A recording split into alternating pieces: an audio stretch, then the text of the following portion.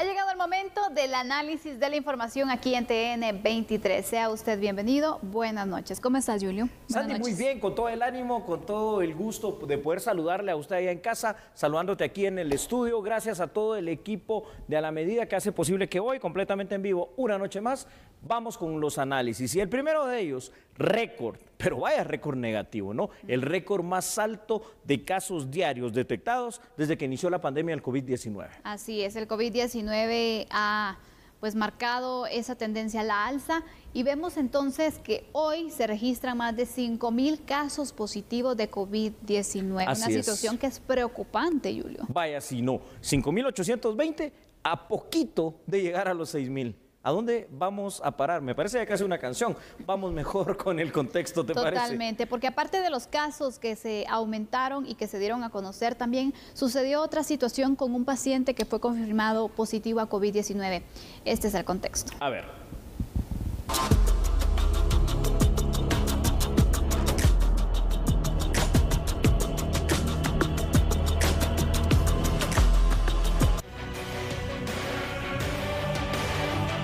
En la Quinta Avenida 3-23 de la zona 11, frente a la unidad móvil del laboratorio de COVID-19, en el interior del Mercado El Guarda, falleció Edgar Alberto Hernández Barrientos, de 68 años, cuando esperaba su resultado del hisopado. Un testigo dio a conocer los momentos de angustia que se vivieron en ese sector de la ciudad. Estábamos aquí viendo de que el señor se estaba de quejar. Lo mandaron del otro lado, que se pusiera la mascarilla, y estaban a llamar las ambulancias y no se apuraban a venir, pero la señora sí pedía socorro para que el señor se levantara un poco, pero no miramos reacción en las personas, solo se quedaban viendo nada más. Las personas se alejaban más, o sea, les tenían miedo más a la enfermedad de que ayudar a una persona. El reporte del personal del Ministerio de Salud Pública a cargo del laboratorio móvil indicó lo siguiente. Al llegar, se le da prioridad al señor. Acompañante del señor insiste en que se le haga la prueba porque no cree que sea esa enfermedad y se niega a llamar a los bomberos desde el inicio. Técnico del móvil insiste en que necesita atención inmediata. Aún así sale del laboratorio y realiza la toma de muestra cruzando la calle frente al móvil, ya que el señor no puede ya caminar. Prueba arroja resultado positivo y se procede a llamar a los bomberos. A la fecha, el país reporta 11.339 personas fallecidas por COVID-19 desde el pasado 13 de marzo de 2020. Y es que de verdad, si queremos ver algo que sobrepase a la ficción, tenemos que ver la realidad. Y esto, aunque parece inverosímil, aunque parece increíble, sacado de una película cuasi de terror y una situación irreal, es lo que está pasando en Guatemala. Fuera del alto número, Sandy, de contagios, esta persona llega, pero llega ya, como siempre, ¿no?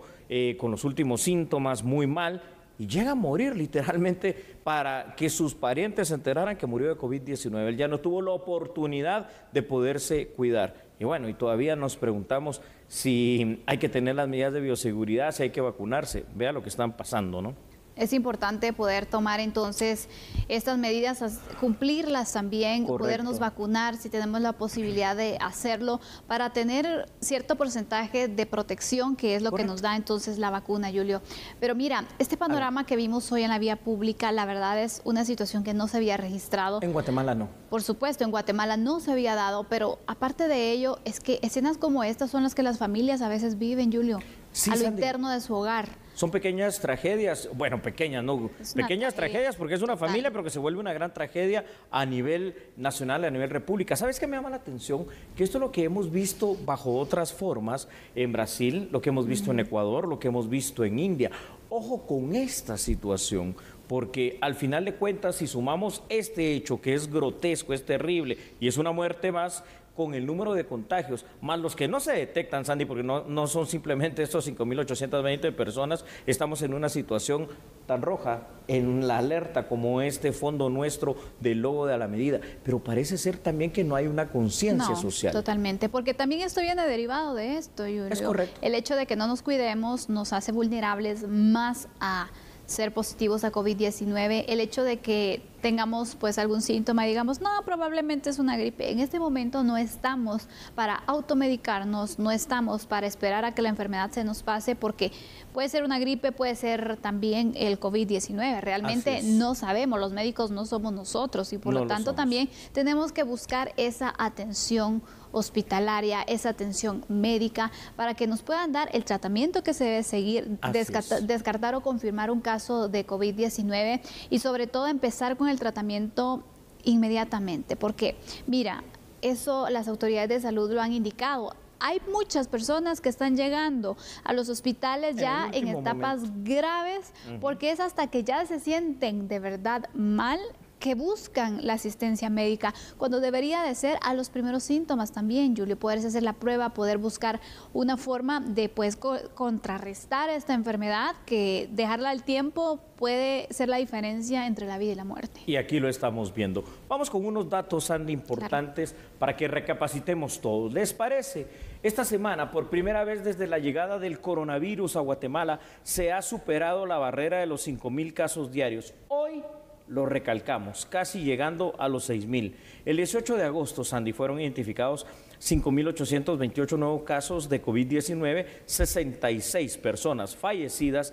Ambas cifras constituyen un récord de terror y de miedo en lo que respecta a esta enfermedad en nuestro país. Los datos siguen mostrando una grave alza de contagios que se ha extendido y no desciende durante las últimas semanas. Ahora, en total, imagínense ustedes, Sandy, se han registrado 428,096 casos de COVID-19 desde el inicio de la pandemia en nuestro país. De ellos, el Ministerio de Salud estima, y aquí ya solo son estimaciones, que más de 46,000 casos se encuentran activos en país. Lastimosamente, esto representa una cifra de 11,339 personas que en Guatemala han fallecido. Y te digo algo, aún en las peores circunstancias, y este paciente del cual nos estamos dando cuenta llega en las peores circunstancias, aun cuando le dicen, mire, hay que llamar a los bomberos, a él y a su pariente que lo acompañaba ahí de género femenino, pues todavía se niega, se sienta y bueno, fallece sencillamente. ¿Esto cuántas veces pasará en el día a día? Imagínate, son casos que en muchas ocasiones no se conoce. Así es. Es un panorama totalmente triste, pero es un panorama que nos muestra lo que se está viviendo en Guatemala. Yo le pregunto, si usted no se cuida, si usted no utiliza bien la mascarilla, usted no está desinfectándose constantemente también, ¿qué está esperando? ¿Que le llegue cerca?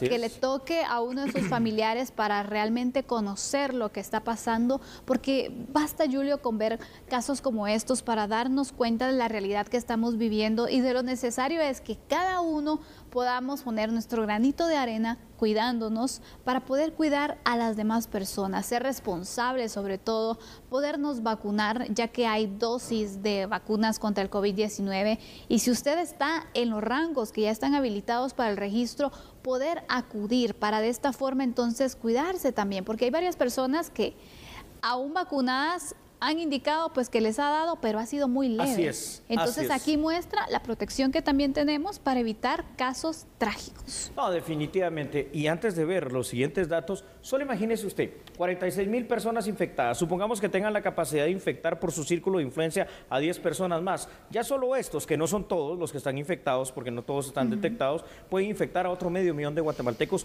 Fácil, terrible. Vamos con más datos. Y ahí los tiene usted precisamente en pantalla. A ver, Sandy, hasta la fecha se ha habilitado el registro de vacunación de personas mayores de 30 años, así como de estudiantes universitarios que sean mayores de los 18 años y quienes padezcan de alguna enfermedad crónica. Según los últimos datos del Ministerio de Salud, hasta ese 16 de agosto, casi 3 millones de personas han sido ya vacunadas, al menos con la primera dosis, cifra que seguirá, esperemos eso sí, aumentando en los próximos días. 669,000 personas vacunadas ya tienen su esquema completo y en total en Guatemala se han administrado al día de hoy 3,528,413 dosis de las distintas vacunas contra el COVID-19 y aún así estamos en la peor parte, en la parte más álgida y en la parte más terrible, contagiosa y mortífera de lo que es el COVID-19. Simple y sencillamente porque algo que a mí no me gusta pero que es tan útil, los números a través de las estadísticas, nos lo está demostrando día con día. Totalmente, Julio. Hay algunas restricciones que tenemos en nuestro país, hay algunos que piensan que tal vez deberíamos de aumentar las mismas, pero no hay necesidad que nos lo impongan si nosotros también somos conscientes y bueno, evitamos, por ejemplo, ir a lugares aglomerados, exactamente. Sí. También poder entonces decir, bueno, este fin de semana mejor me quedo en mi casa, vamos a disfrutar el tiempo en familia, vamos a cuidarnos. Evitar no esas es necesario, ¿no? Exactamente, y no es necesario que alguien venga, que el presidente venga o que la ministra de Salud diga, bueno, es por ley que lo tienen que hacer. De verdad, esto ya es por conciencia, es porque usted tiene que valorar su salud, su vida, la de sus seres queridos, todos los que lo rodean. Yo creo que ese cariño que le tenemos a las personas nos puede dar entonces la motivación de cuidarnos, Julio, porque son medidas que son básicas. Correcto, Sandy. Y que nos estamos descuidando y aquí vemos el aumento de casos. Te digo algo que me llamaba mucho la atención. Hoy en la mañana, mientras estaba viniendo precisamente camino acá a los canales de Albavisión, estaba leyendo un mensaje que un colega, pues estamos hablando de alguien letrado, de un colega abogado que tú dices ha de tener mejor información sobre esta situación, me decía, aquí la mejor forma de combatir esto es solo la vacunación, ya la mascarilla es obsoleta, me ponía. Pero ¿cómo va a ser obsoleta? Y me dice, es que en Israel ya dejaron la mascarilla. Y entonces le mando precisamente la información donde es cierto, en un tiempo Israel dejó la mascarilla, ahora se están volviendo a vacunar, tienen las medidas de bioseguridad y desde el pasado 25 de junio hasta Israel, que tiene la mejor vacunación en cuanto a número en el mundo, está usando nuevamente la mascarilla. Hay mucho desconocimiento también en nuestra población. Es una combinación de acciones que nos van a hacer entonces protegernos y reducir así los casos de COVID-19, Julio.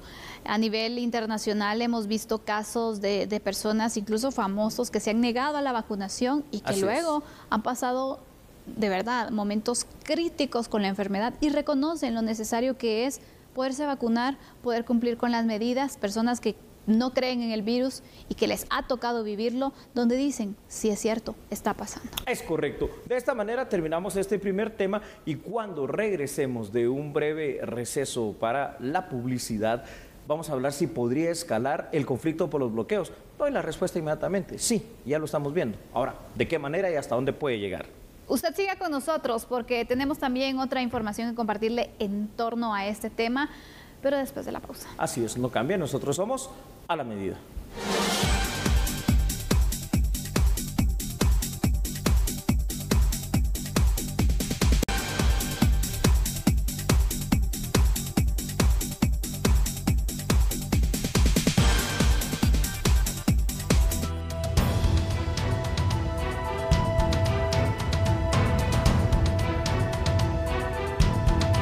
A las 8 de la mañana, un grupo de manifestantes bloquearon la calle Martí entre las zonas 2 y 6 de la capital. Al enterarse, vendedores de la terminal de la zona 4 llenaron camiones, pick-ups y camionetas extraurbanas y se dirigieron a la calle Martí a desalojar a los inconformes. A su llegada, se dieron cuenta que el pequeño grupo de personas que bloqueaba el paso de los automovilistas se retiró y avanzó por calles del centro histórico. Nos avisaron que estaba la calle Martí bloqueada. Venimos, un grupo, se va a ir otro grupo a otro lado. Veníamos a confrontarlos, a decirles que no queremos que nos bloqueen más las calles. El mercado de la terminal habló y hoy estamos hablando más que en serio. O se abstienen ellos o van a haber muertos de parte de ellos o muertos de parte de nosotros. Ellos tienen que tener mucho cuidado porque de verdad y por respeto nos pusimos en una calle no muy transitada, para que la gente no venga y nos contradiga, que digan, están diciendo no más bloqueos y ellos somos un grupo muy grande que estamos bloqueando, pero no. Agarramos una calle no muy transitada, solo para que les llegue el mensaje a ellos que esto se acabó, que su fiesta se les acabó, señores. Así es, únicamente somos nada más representantes, pero si quieren que traigamos todo el grupo, todos vamos a venir, porque la lucha es para todos.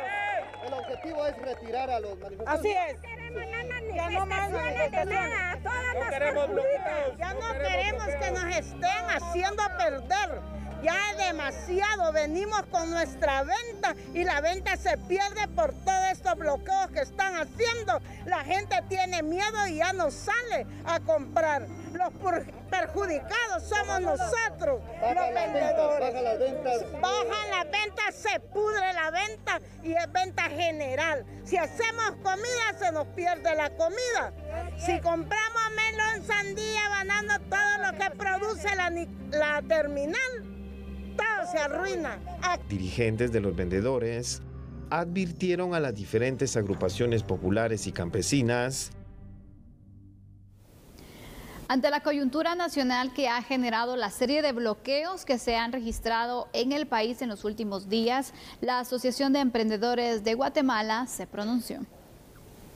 Hoy más que nunca necesitamos trabajar para enfrentar el reto de las situaciones complejas que nuestro país enfrenta. Lo que nosotros pensamos es que dentro de toda esta estrategia de bloqueos, dentro de este plan sistemático, hay intereses verdaderamente oscuros que lo que buscan es, aparte de distraernos de lo realmente importante, es confrontarnos como país y es empezar a posicionar y aprovechar este momento para capitalizarlo políticamente por grupos que, como decía yo, pretenden promulgar ideologías y propuestas políticas de confrontación social. Guatemala no está para confrontarse, Guatemala está para trabajar y enfrentar los retos del COVID y de la reactivación económica. Entonces, sin duda alguna, lo que estamos viendo hoy, las manifestaciones en el mercado de la terminal, las posiciones de gente que estamos viendo que son trabajadores, micro y pequeños empresarios, gente que se levanta todos los días a trabajar, urgidos de transportar su producto de un lugar a otro para poder venderlo, para llevarle a sustento a sus familias, para poder recuperar su economía en una época tan importante, se está manifestando y se está manifestando con toda la razón del mundo, porque estamos conscientes todos que lo que necesitamos hoy en día más que nada es trabajar y sacar adelante al país. Si va a haber más conflictividad social por el tema de los bloqueos, repito, la respuesta es sí, es que de hecho ya la hay, ¿no? Hoy se marcaron, por ejemplo, dos situaciones importantes que deben de ser una alerta temprana, si es que todavía se le puede llamar así, Sandy. Número uno, lo que pasó y vimos acá en la calle Martí, donde los vendedores de la terminal cumplieron, ¿no? ¿Y qué hicieron los que estaban bloqueando? Decidieron retirarse. Y fue lo más sano para evitar alguna confrontación. Pero allá en Chiquimula, en Camotán, Chiquimula, la situación no fue así de fácil. Los pobladores, después de una negociación, entre comillas, mal realizada porque no accedieron a que pasara una ambulancia, terminaron agrediendo a un contingente de la Policía Nacional Civil. O sea, la conflictividad social por los bloqueos ya está. Donde no hay ni siquiera un respeto a las autoridades, Julio, 2 agentes de la Policía Nacional Civil fueron los heridos y una de ellas, un agente, recordemos que está en este momento en estado también crítico porque pues, recibió golpes pues en el cráneo y está muy complicada su situación, está hospitalizada, la tuvieron que trasladar a la capital para poder, y aquí vemos el momento en el que pues las trasladan y también la situación que se salió de control. Los policías estaban tratando de retomar ese control que ya se estaba perdiendo por parte de los manifestantes, quienes pues no dudaron ni temblaron en irseles encima exactamente, entonces imagínate, Julio, ¿cuál es el objetivo al final de una manifestación? Poder exigir el cumplimiento de ciertos derechos, ¿no? Pero ahora ya son manifestaciones violentas. Exactamente, donde no les importa dañar a quien sea, incluyendo a la autoridad. Es correcto. Y en un mismo espacio de TN23 decía con mucha propiedad nuestro compañero André Carías, me gustó la frase, ¿no? Porque es muy real. La autoridad perdió a la autoridad. Aún con la presencia hoy de la policía, porque hemos hablado tanto de la anomia, es decir, la no presencia del Estado. Aún con la presencia de la policía es como si hubiera una ausencia. ¿Por qué? Porque el control lo tenían estos manifestantes, que de manifestantes no tienen nada. Ya vimos que son capaces de agredir, de dañar, de hacer un daño a los guatemaltecos, en este caso a la autoridad. Bueno, pues se enfrentaron de esa manera violenta.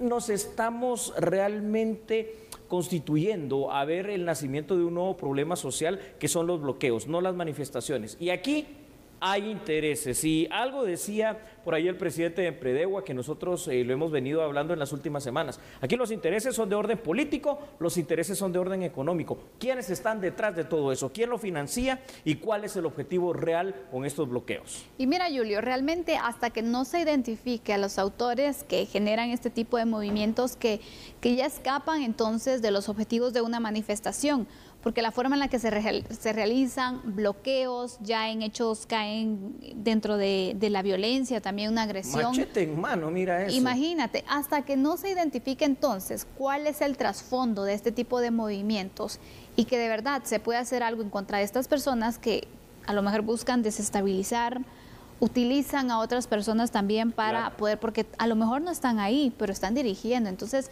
es muy importante que se puedan identificar para evitar entonces que esta situación se salga de control, porque ya se está saliendo. Ya se está saliendo de control. Y vas a ver, ahorita que vamos con los datos, cómo para el 2023 van a aparecer allí precisamente los líderes, entre comillas, de esto, lanzando sus candidaturas a la presidencia. La conflictividad social en Guatemala está presente por varios temas, por la inseguridad, por las tierras, por el tema de la minería, tantos otros temas, pero hoy por hoy también por el tema de las mal llamadas manifestaciones, que ya no lo son, y que se constituyen en bloqueos de todo. Los bloqueos no solo causan una molestia en ciertos sectores de la población guatemalteca, por el hecho de que paraliza la libre locomoción y las actividades económicas, sino que también los bloqueos, hemos visto ahora, están empezando a tornarse violentos.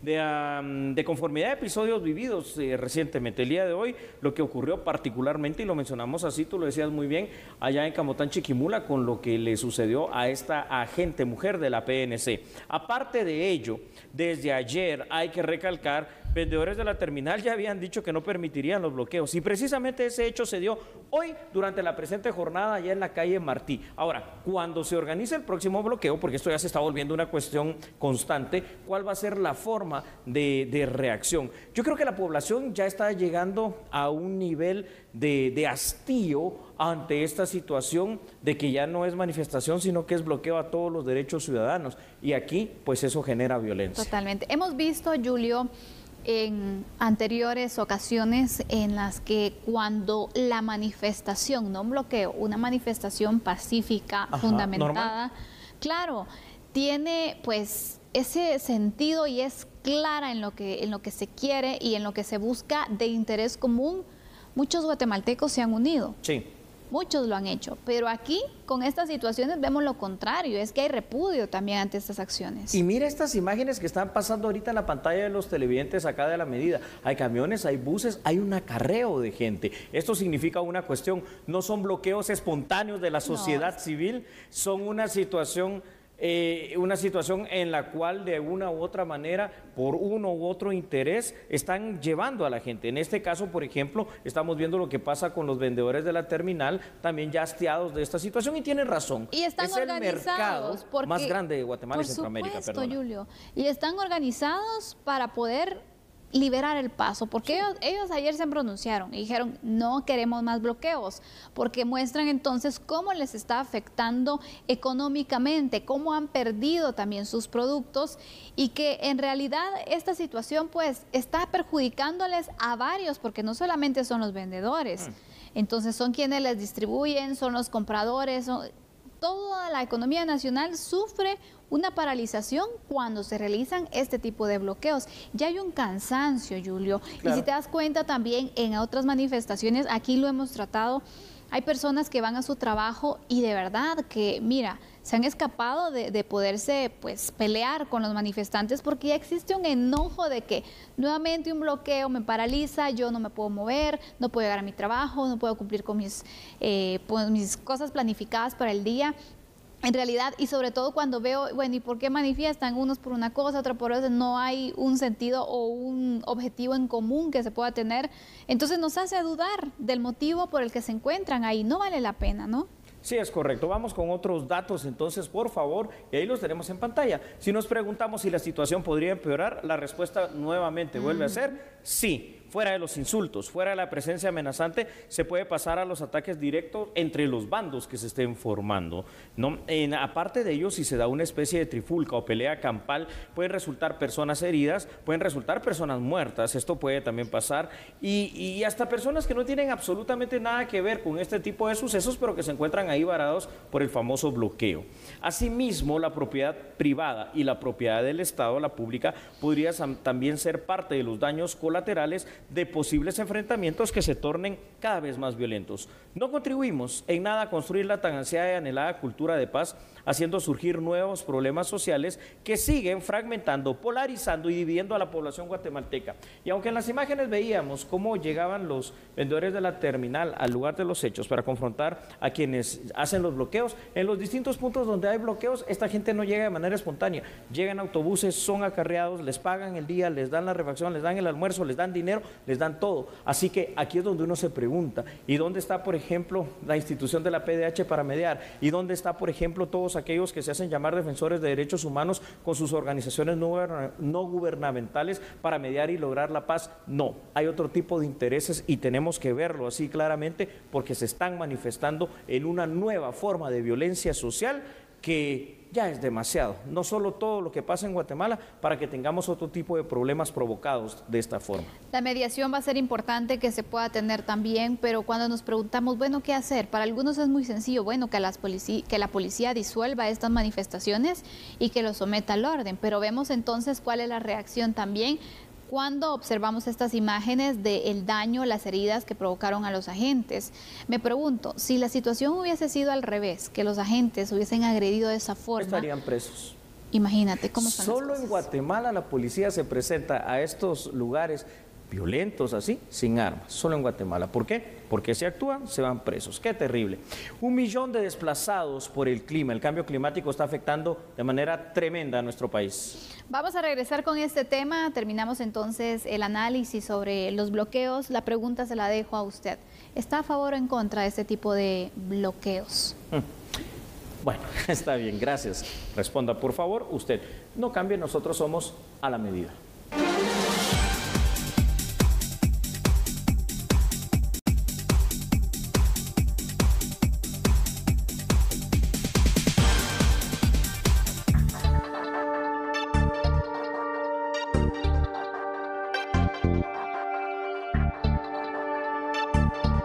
Guatemala y Honduras en 2020 fueron 1 millón de desplazados. Hemos respondido a los efectos inmediatos de tormentas e inundaciones. Pero ¿cómo responderemos a más de 1 millón de personas desplazadas por desastre en Honduras y Guatemala en 2020? Por no hablar de los futuros desplazamientos por desastre. Estamos apoyando la atención a la inseguridad alimentaria en varios países de nuestra región. Pero ¿cuáles son las alternativas para mitigar necesidades? Por aparte, se anunció que en febrero del próximo año, Guatemala acogerá el segundo simulacro regional de asistencia humanitaria, en donde se contempla definir nuevos planes de asistencia y rescate ante fenómenos naturales. Las tormentas tropicales ETA y IOTA fueron en noviembre del 2020. Estamos a punto de cumplir, digamos, más cerca de cumplir ese año de que se dieron y aún los resabios de los daños nos quedan, particularmente para Honduras y para Guatemala, donde, como precisamente acabamos de escuchar, al menos 1 millón de personas quedaron completamente desplazadas. Desplazadas significa que ya no pueden regresar al lugar donde estaban acostumbrados a vivir por precisamente estas situaciones que se dan debido al cambio climático, al daño que le hemos hecho al planeta. Y aún así no se ven claras esas políticas ambientales que permitan, primero, frenar el daño que hacemos y luego contrarrestar los efectos para después reponer de alguna manera y restaurar ese daño que le hemos hecho a nuestro planeta, pero particularmente en este caso a Guatemala. Vemos entonces cuál ha sido el efecto también de los últimos desastres naturales que hemos registrado. Estas 2 tormentas, Julio, donde veíamos la situación tan complicada que vivieron muchas familias en varios departamentos del país y que es difícil, imagínate, si a veces, en muchas ocasiones, cuesta mucho poder hacerte de una casita, sí, de ciertos ingresos, exactamente, y que lo pierdas todo. ¿cuánto tiempo más puede llegar a recuperar? ¿Cuánto tiempo más puede llevar, pues, tener esas posibilidades? Entonces, cuando te ves ahí abandonado, cuando te ves sin las oportunidades, sin lo básico como es tener un techo, ¿qué puedes hacer? Y tampoco tienes la posibilidad de contar con un trabajo a lo mejor.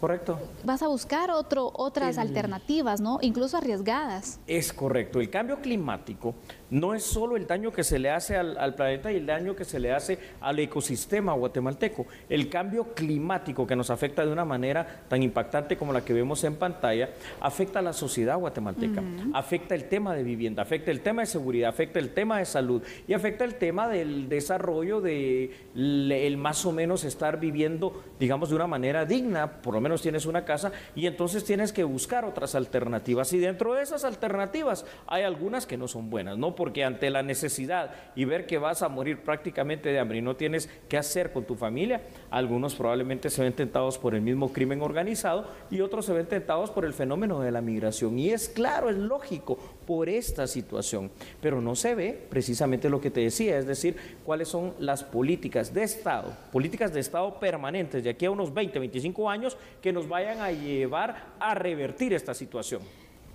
Esas políticas de prevención, por ejemplo, que es un tema en el cual el país no ha dedicado mucha atención ni tampoco recursos, Julio, para poderlo hacer, cuando incluso, pues, estudios internacionales, de tantos estudios que se hacen también. Sí, somos un país súper estudiado. Exactamente, se indica que nos saldría más barato prevenirlo que ya actuar. Entonces, sí. ¿En qué va la prevención? En primer lugar, en muchas ocasiones se dejan construir o no se hace nada por las construcciones en áreas que son peligrosas. Inadecuadas. Exactamente, que son inhabitables en muchas ocasiones. Hay un desorden entonces territorial en ese sentido, y lo peor de todo es que no hay nadie que lo controle tampoco. No hay nadie que lo controle y eso da bastante tristeza. Vamos a ver los primeros datos para seguir con el análisis y usted va a ir entendiendo junto a nosotros la gravedad de esta situación. Los efectos de la crisis climática Sandy son evidentes, especialmente en Guatemala, la cual ha sido afectada a través de varios acontecimientos, obviamente naturales, en los últimos años. Esto, a su vez, aumenta el fenómeno llamado de migración climática, aquellos migrantes forzados a desplazarse tras un desastre natural. La migración climática lo que está generando es un impacto muy fuerte en países como el nuestro, que es de los más proclives, además, a los efectos negativos del cambio climático. Es terrible. El problema serio radica en las acciones que los gobiernos centroamericanos pueden tomar para atender la emergencia humanitaria de las personas afectadas por estos problemas. Me da tristeza el saber que tenemos un Sistema Nacional de Seguridad desde el año 2008. Me da tristeza el saber que tenemos una ley marco del Sistema Nacional de Seguridad con su reglamento desde ese año y que hay 4 ejes: la seguridad interna, la seguridad exterior, la inteligencia de Estado y el tema de la prevención de riesgos y desastres. Y es ahí donde parece que, bueno, como en todos los otros 3 aspectos también, que está la parte débil. Por eso es que la seguridad se vuelve tan importante, Sandy, porque la seguridad es prevención. Con prevención, como tú dijiste, puede salir más barato, más fácil, planes de ordenamiento territorial que deberían de ser obligatorios, pero que no hay nadie ni que los esté revisando, que todas las municipalidades los tengan. Política de Estado, Julio, que eso es lo que necesitamos en muchos temas y este es uno de ellos. Que se pueda dar continuidad, que sobrepasen gobiernos incluso, sí, porque son prioridades, que no es de que solamente tiene que ser del interés de un gobernante, sino es de interés nacional. Por eso es importante que se pueda hacer algo de forma urgente y que de verdad se le dé la importancia que merece. Aparte de lo que mencionábamos de la pérdida de los recursos, la vivienda y los insumos básicos, Julio, sí, producto de los desastres naturales, de los fenómenos naturales, no podemos perder también, por un lado, el tema de la producción, la agricultura, ¿no?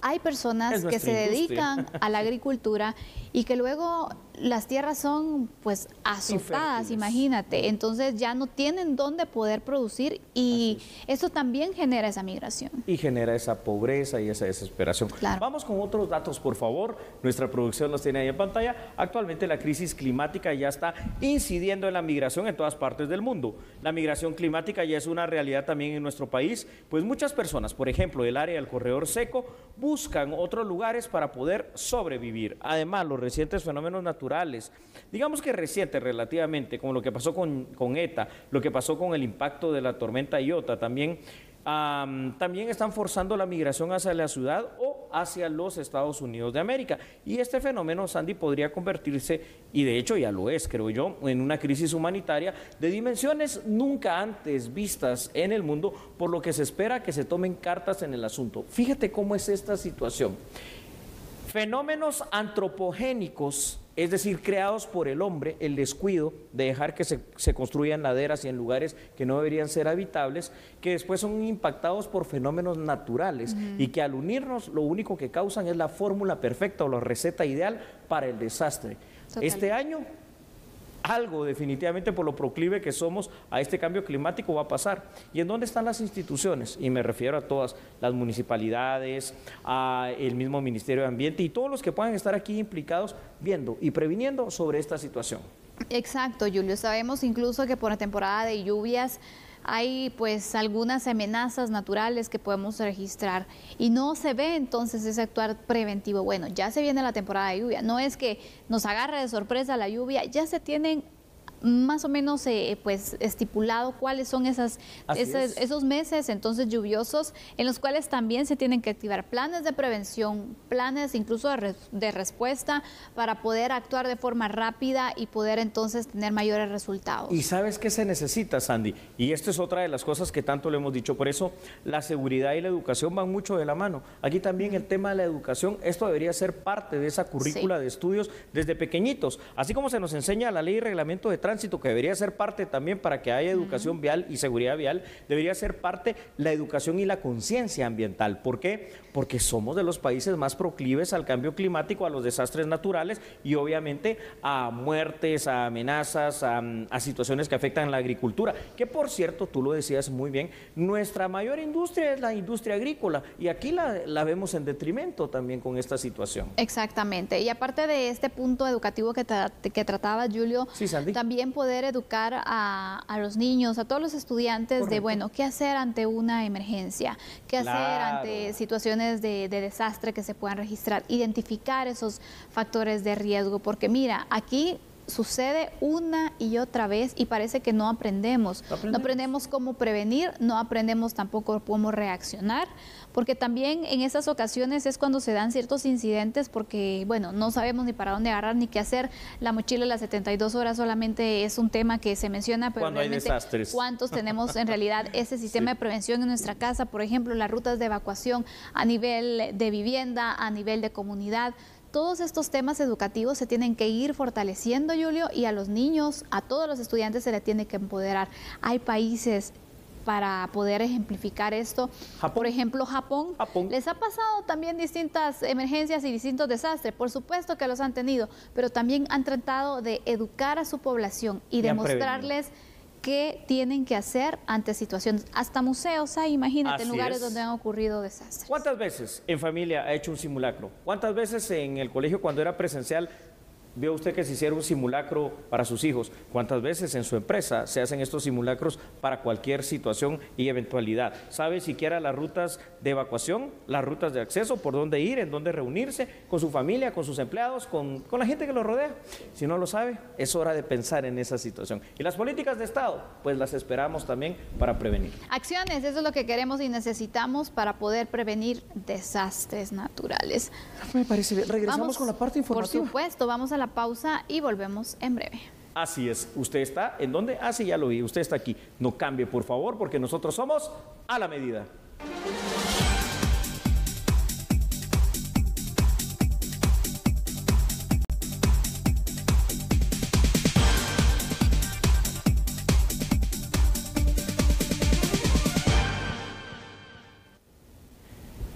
Y ya estamos aquí de vuelta con usted para la parte informativa. Sabe que el Frente Parlamentario por la Vida y la Familia entregó un reconocimiento a Fabricio Alvarado, presidenciable de Costa Rica. Vean la información aquí en A la Medida. Durante una mesa para el intercambio de ideas, el Frente Parlamentario por la Vida y la Familia del Congreso de la República reconoció por medio de una medalla las acciones de promover valores y principios implementados por el presidenciable del partido Nueva República de Costa Rica, Gerardo Fabricio Alvarado. El diputado Aníbal Rojas, integrante del Frente Parlamentario, se refirió al intercambio de la visión política con los hermanos centroamericanos.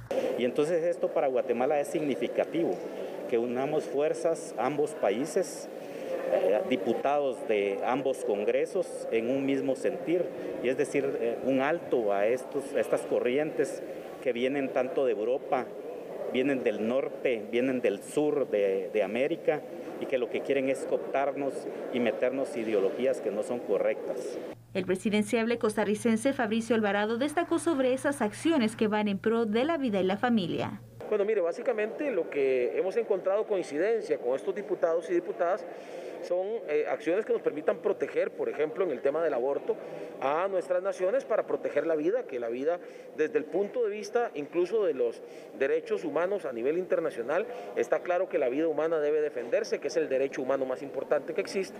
Y bueno, es una de las amenazas que en este momento están rondando varios de nuestros países. Algunos grupos políticos lo están utilizando para dividir y para polarizar a las poblaciones, y creo que eso nosotros lo tenemos que tener claro, porque están tratando de desviar la atención de problemas que en este momento están atacando a la población, como el desempleo, como la pobreza, como la inseguridad, temas en los que nosotros queremos enfocarnos y a través de los cuales también se defiende la vida.